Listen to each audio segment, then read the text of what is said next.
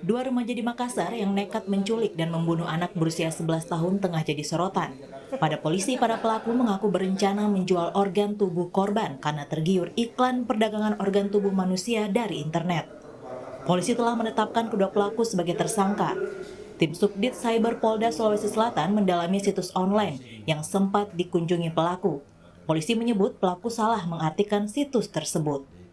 Resmi ada yang berkedudukan di Amerika sana. Adapun website tersebut untuk konten kesehatan perbuatan daripada anak itu melakukan itu tidak memahami isi situs tersebut sehingga langsung melakukan perbuatan yang tidak sesuai dengan situs. Polisi mendapatkan bukti salah satu pelaku berusia 18 tahun alias dewasa dan terancam hukuman maksimal atau hukuman mati. Sementara seorang pelaku lainnya masih remaja atau di bawah usia 18 tahun. Kutipan akte kelahiran dari kedua orang pelaku diketahui bahwa usia pelaku ada yang di atas 18 tahun, ada yang masih di bawah 18 tahun. Pelaku yang sudah berusia 18 tahun, inisial F, lahir pada tanggal 5 November 2004. Sedangkan pelaku yang satu atas nama MA alias MA, dia lahir 28 Agustus tahun 2005. Jadi satu orang sudah berumur 18 tahun lebih dan satu orang belum berumur 18 tahun. Kementerian Komunikasi dan Informatika telah memblokir sejumlah situs hingga grup media sosial seusai menerima laporan terkait situs jual beli organ yang jadi pemicu pembunuhan bocah di Makassar. Direktur Jenderal Aplikasi Informatika (Aptika) Kementerian Kominfo, Samuel E. Pangerapan menyebut, kami melakukan pencarian situs jual beli organ tubuh manusia seperti yang disampaikan penyidik kepolisian yang tengah menangani kasus di Makassar dengan laporan adanya situs jual beli organ tubuh lewat Yandex. Hasilnya, 7 situs dan 5 grup medsos diblokir Kominfo karena terkait konten jual beli organ tubuh manusia. Internet kerap menjadi tempat mencari jawaban atas beragam hal, namun berselancar di dunia maya perlu dilakukan secara bijak. Kominfo hingga kepolisian mendorong masyarakat aktif melaporkan jika menemukan adanya konten terindikasi melawan hukum, agar kasus pembunuhan anak seperti yang terjadi di Makassar tak terjadi lagi. Tim Liputan Kompas TV. Pertanyaannya, mengapa situs jual beli organ bisa muncul di dunia maya dan bagaimana melindungi remaja dari situs-situs negatif seperti itu? Kita akan membahasnya bersama Kasubdit Siber di Treskrim Sus Polda Sulawesi Selatan AKBP Ridwan Hutagaul dan pengamat keamanan siber dari Cistrek Pratama Persada. Selamat malam Bapak-bapak. Selamat malam Pak Ridwan, juga Pak Pratama. Saya ke Pak Ridwan dulu. Sebenarnya ini kasus ini kan membuat kita miris, juga sangat mengerikan. Kalau dari temuan sementara, bagaimana memang situs jual beli organ tubuh ini bisa jadi, kita katakan, memengaruhi pelaku untuk melakukan tindak pidananya, Pak Ridwan?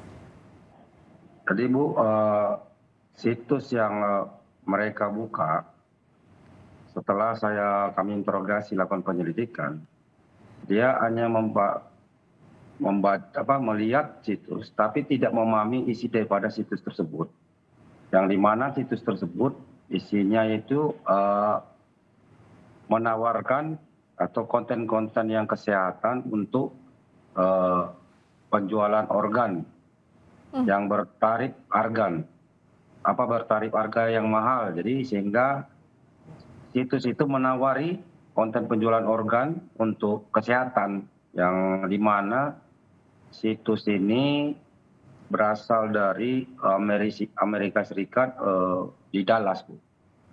Oke, situsnya berasal dari Amerika Serikat, tapi yang membuat kagetnya lagi tadi kalau dari pernyataan Bapak, mereka tidak mengerti isinya, tapi berani melakukan tindak pidana. Bagaimana bisa?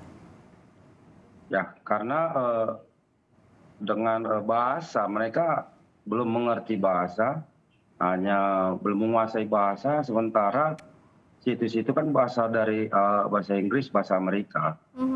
Mereka sekilas dan memahaminya mungkin tidak terlampau memahami seluruh isi daripada situs tersebut, sehingga mencoba melakukan seperti mencari duit untuk lebih cepat.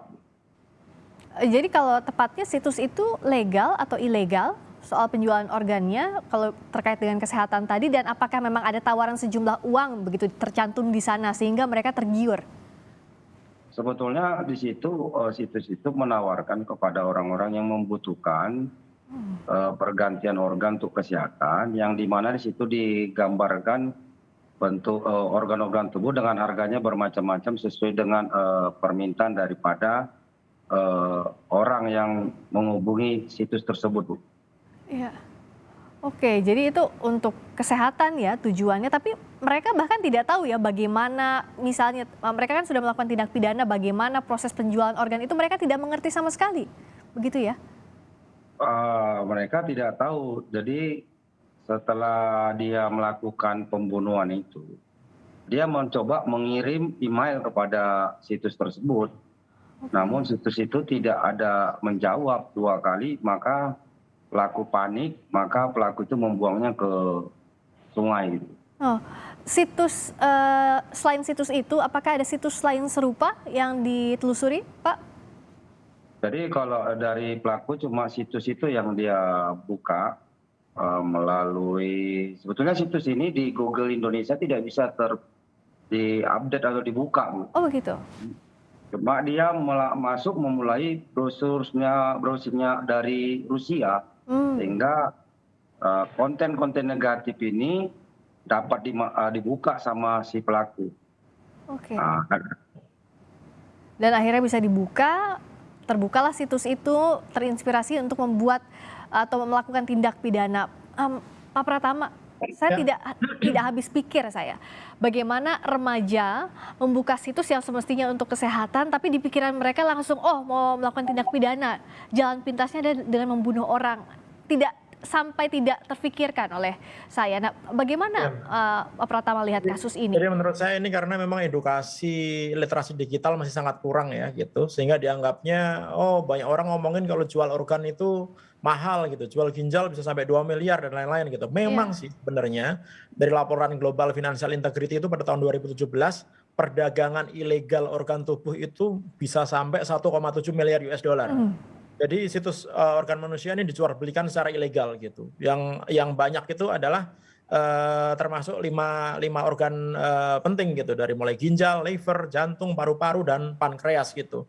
Dan ini real terjadi gitu, dan memang ada situs jual beli itu gitu. Nah, kebetulan si pelaku ini mungkin dia tahu dari temennya atau dia nge-browsing ketemunya menggunakan Yandex gitu dan mendapatkan situs itu. Yang dia nggak ngerti adalah kan apa ya, organ tubuh itu kan perlakuannya beda dengan daging gitu.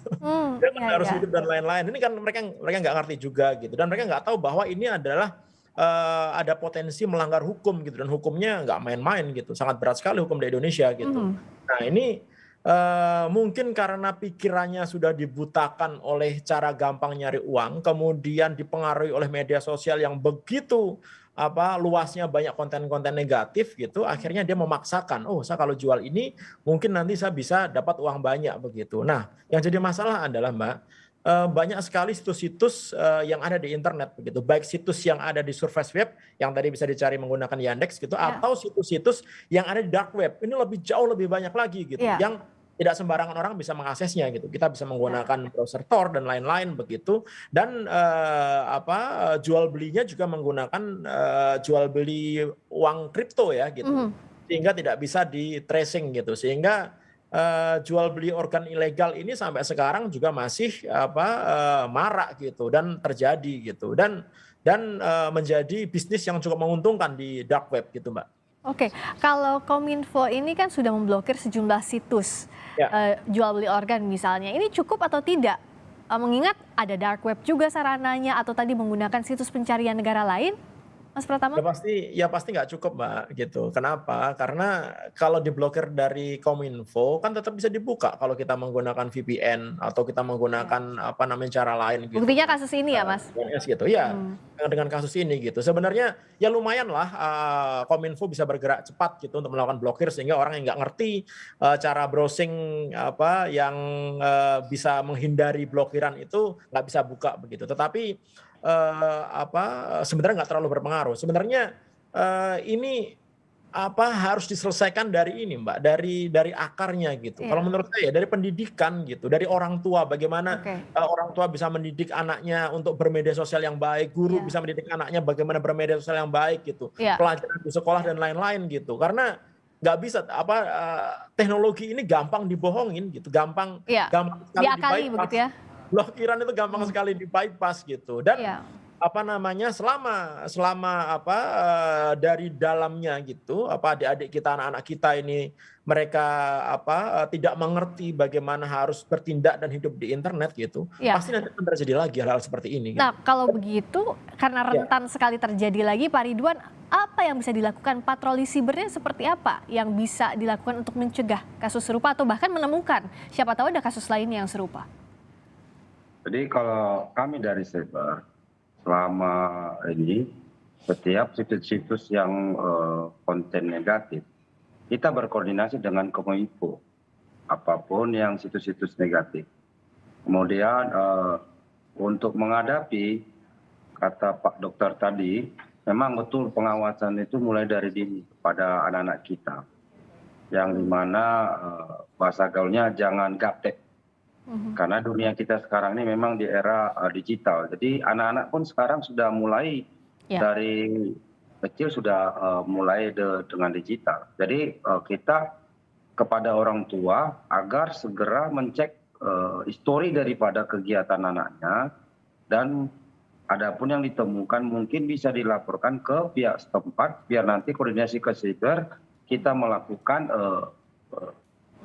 koordinasi lagi supaya ditutup situsnya. Mungkin itu masukannya, Bu.